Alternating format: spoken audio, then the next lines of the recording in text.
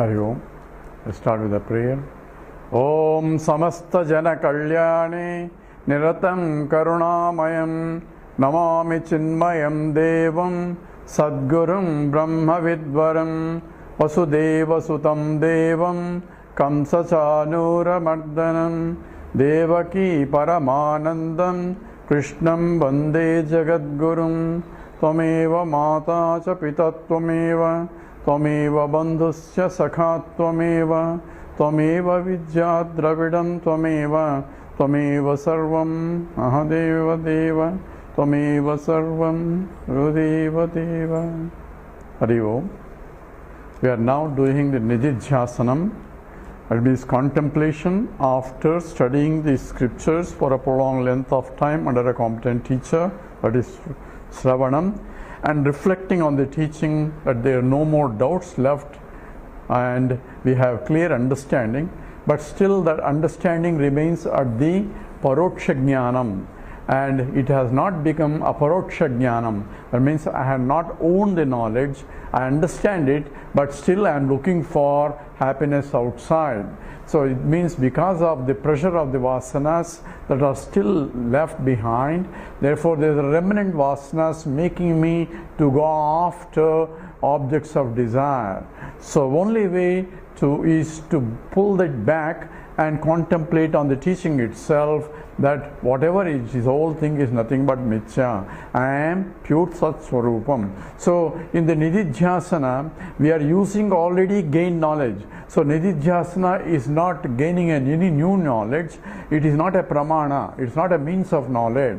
Means of knowledge only by listening to scriptures, because it is a Sabda pramana.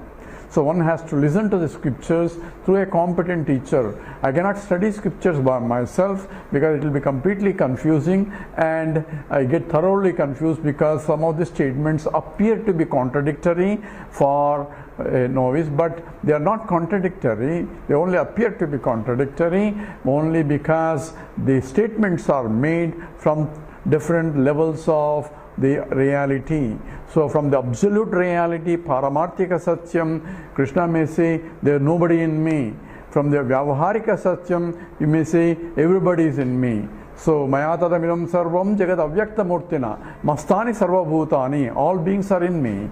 At the same time, in the next statement, Najamastani Bhutani, therefore there are no beings in me. It's not a contradiction, but it is talking about from two levels of the reality. One is Paramarthika Satyam, another is the Vyavaharika Satyam. So I cannot but transact in the world even though I have gained the knowledge. Transaction will go on as long as the body, mind and intellect is there. That means as long as I am having the particular body to experience, because the body, mind, intellect are generated due to prarabdha karma, I cannot but transact in the world. But when I am transacting the world, the vasanas are coming into picture and the vasanas driven desires are there. Therefore, how do I operate on that? I cannot say I should not have it at all, because I have been trained to condition what J. Krishnamurthy says, conditioned mind, and I cannot decondition the mind because the body, mind, intellect are conditioned in that way. Only way is to watch out the conditioning of the mind, and the very watching out makes me a Sakshi, and that's what essentially requires. For that I need to withdraw my mind in indulgence while the body, mind, intellect are performing the actions, and that's what is called the akarta in while performing the actions to karmani. In the actions there is non-doership while doing is going on, and that's what Krishna talks about in the 4th chapter of Gita. So the Nidhidhyasana involves two aspects of it. One is withdrawing the mind from the indulgence in the transactional world, and another is investing that mind into the higher reality according to the study of the scriptures that was done previously. So meditation on the teaching itself is Nidhidhyasanam. It's not meditation of, it is a thought process. So therefore one has to understand what exactly implication of that is. It is a jnana vritti only. It is a knowledge using the vritti which removes the ajnana vritti, and in the process discover that I am beyond the vritti. That has to be done using the mind only. And we are going some of the slokas of the Viveka Chudamani, and that we will go in now. 294 sloka. Sarvatmana drusyamidam rushaiva, Sarvatmana drusyamidam rushaiva, Naivahamartha kshanikatva darsanat, Naivahamartha kshanikatva darsanat, Janamyaham sarvamiti pratitihi, Janamyaham sarvamiti pratitihi, Kutohamadehi kshanikasya siddhyate, Kutohamadehi kshanikasya siddhyate. So Sarvatmana drusyamidam rushaiva.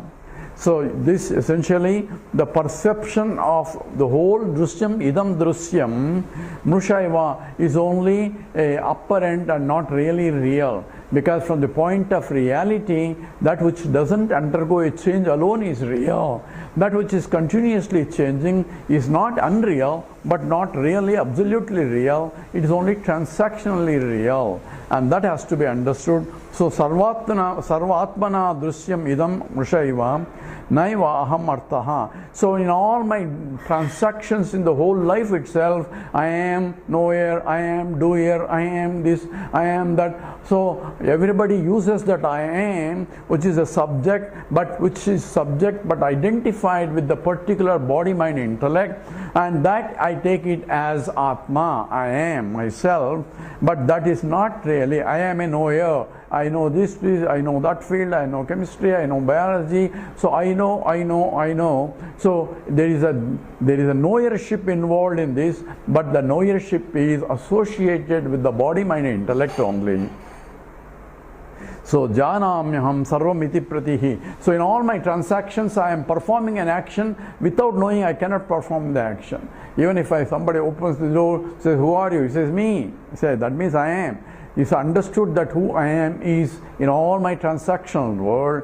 At the same time, I am beyond that also. I am not this transactional I am, because that keeps changing, but I am the one which enlivens the transactional I am too. So that's why the perception of the world is unreal. Unreal means it is not absolutely real. And even the sense of ego that comes in terms of I am this, all that is only for transactional purposes, and I had to transact in the world as long as the body, mind, intellect is there. So in the body, mind, intellect, whenever as I am transacting, I have to identify myself with a particular body, mind, intellect, and therefore I am not that and I am this, and that's what is essentially ahankara, ego is. I have to play the role of an ahankari while transacting in the world with the knowledge that this is not me, it's not my true nature. I am the absolute nature that enlivens even this also. So that has to be understood here. So sarvatmana drusyamidam rushaiva. So everything that I see, everything is nothing but mrusha, is essentially apparent and not really, like a mirage waters. Naivaha martha kshanikatva darsanat. So because it is kshanikatvam, it is continuously changing. Kshanikatvam means momentarily, every moment things are changing, and that which is changing cannot be real. And if there is something changing, there has to be changes entity in the changing things. That I have to have the vision of that reality which is imperceptible. At the same time, we know that it is there, and that has to be understood also through Vedanta. So kutoham adehe, kuto aham adehe. How can I be all this? Because they are kshanikaha, they are continuously changing, they are momentary siddhyati, and that I have to reject the anatma and claim myself who I am in the process of rejection. Because I say I am this again. This is againly the kshanikam and drusyatvam. So anything that is seen is not really real. It is only seen, it is real enough to be seen, but not real enough for absolute point. That has to be understood here. In the next sloka it says, Aham padarthastva mahamadi sakshi, Aham padarthastva sastvahamadi sakshi, Nityam sushupta vabhibhava darsanat, Nityam sushupta vabhibhava darsanat, Bhruto hyajo nitya iti shruti swayam. Bhrute hyajo nitya iti shruti swayam. Tat pratyagatma sadasad vilakshanam. Tat pratyagatma sadasad vilakshanam. Aham padartaha to aham adi sakshi. So aham adi, this ahankara adi, this aham padartha, I am, that I am using all the time throughout my life, that aham padartham is indeed aham adi, all ahankara adi, etc. So every identification as I am this, I am this, I am this, that is starting from the body and the mind and the intellect and intellectual accomplishments and body problems, all that essentially is part of the antahkarana. But I am sakshi, I am a witnessing agent of that, because I am the conscious entity and not unconscious entity. All this comes under unconscious entities, and I am beyond that, and that has to be recognized. But it's not something sakshi cannot be object of sakshyam, because I cannot see sakshi, because then it becomes a sakshyam only, which becomes another this. I am pure sakshi, which cannot be objectified, but I am the very subject because of which every objectification happens, and that has to be understood. So aham padartham tu aham adi sakshi, which is nityam sushupta vapi bhava darsanat. It is nityam, eternal, and sushupta vapi, even when I am in the deep sleep state, I am there, because in the deep sleep state, in the waking state, I am there as a transactional world. In the dream state, I am also there in the transactional, in the dream state. But I am in the deep sleep state. There are no transactions, because the mind and intellect are folded. Then what is there? It is, I do not know, I do not know. Akanda, akara, ajnana vritti is there. That means there is constant, unchanging, but constant absence of the subject-object relationship. And that is still there. That means I am still there, and therefore I say I slept very well. So Chidabhasa is there, pure Sakshi is there, and Chidabhasa reflected consciousness, reflected where? Reflected in the quietened mind. That is essentially the Anandamayam, and that is what's there in the Sushupti. But what is there in the Anandamayam? I do not know. There is no subject-object relationship. Therefore, all Dvaitas are gone. Therefore, it is the absence of suffering. Therefore, everybody is happy in the deep sleep state. So, absence of reality is the experience of happiness. Is everybody knows that. Therefore, but only problem is I have no knowledge there, because for knowledge to take place, mind has to be there. If the mind is there, again subject-object relations do come into picture. But I have to understand cognitively, when the mind is present, that I am pure Sakshi, because of which the very mind is able to know things. And I am Nityam. That's what Krishna starts teaching in the Gita Upadesasara. He says, Ajo Nityam Shashvatoyam Purano Nahanyati Hanyamane Sharire. I am Ajaha, I am unborn, and Shashvata, eternal, and I am beginningless, Puranaha. And Nahanyati Hanyamane Sharire. I am not the body, so body can be removed, but still I am there. I am indestructible even when the body undergoes destruction. And therefore, Bhrute hi Ajo Nityaha iti Shruti Swayam. So essentially, the Vivekachudamani sloka quotes Bhagavad Gita sloka, where it says, Ajo Nitya Shashvatoyam Purano Nahanyati Hanyamane Sharire. This occurs in the Gita 2nd chapter, where Krishna starts with the highest philosophy. He says, you are crying where there is no reason for you to cry. Asochan anvasochatvam pragyavadam se bhashase gatasu na gatasum cha nan anusochante panditaha. Panditaha, those wise people will not cry, because they don't cry because they realize that it is all nothing but only apparent and not really real. My true nature is not the body, but I am Ajaha, that means unborn, and Nityaha, eternal, and that's what, and Shashvitaha, eternally present and indestructible.